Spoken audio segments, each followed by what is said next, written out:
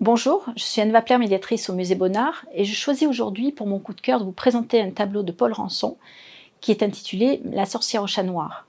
Fondateur du mouvement Mnabi aux côtés de Denis, Vuillard, Roussel, Paul Rançon affiche une singularité artistique et thématique.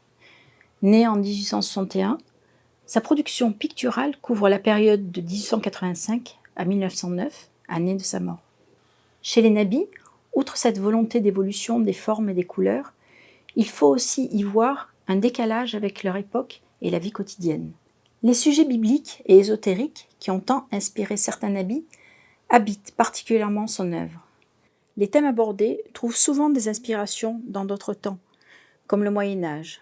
Son œuvre et ses représentations mêlent symbolisme, peinture japonisante, érotisme, signes ésotériques, puis après la naissance de son fils, des visions démoniaques terrifiantes.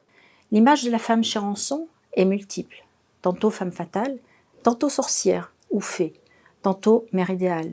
Dans La sorcière au chat noir de 1893, Rançon donne à voir une vieille femme au nez crochu, à l'apparence typique d'une sorcière, entourée d'animaux au pelage noir, comme un corbeau monstrueux, un bouc difforme et un chat noir au premier plan.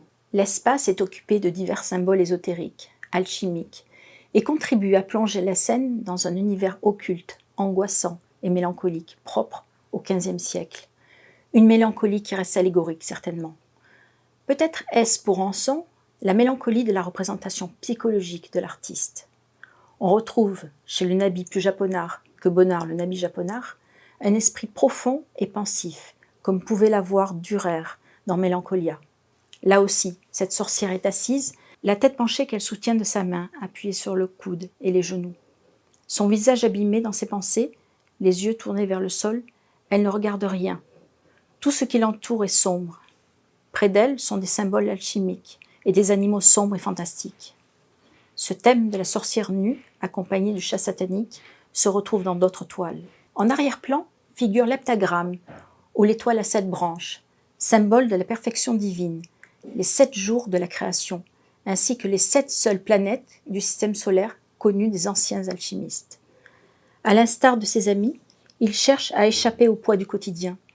Et nombreux sont présents, les contes pour enfants, les légendes aux représentations fantastiques, tout un monde est réel, proche d'une vision aux limites de la folie. Rançon allie le goût des symboles à une inspiration puisée dans une nature figée et déformée. Mais ne semble-t-il pas, dans La sorcière au chat noir, être inspiré du monde végétal, sans aucune technique de représentation dans l'espace, mais très imprégné d'un sens décoratif. Il reprend la planéité des tapisseries de France, son épouse. Là où les prophètes comme Maurice Denis investissent dans le message, Marthe ou l'enfance, Rançon se réfugie dans un monde ésotérique, comme peuvent le faire les enfants dans le monde fantastique. Et dans ce refuge, le symbole n'est pas porteur de vérité, mais évoque son pays imaginaire, aux contours indécis. À bientôt pour un prochain coup de cœur sur le site musébonnard.fr.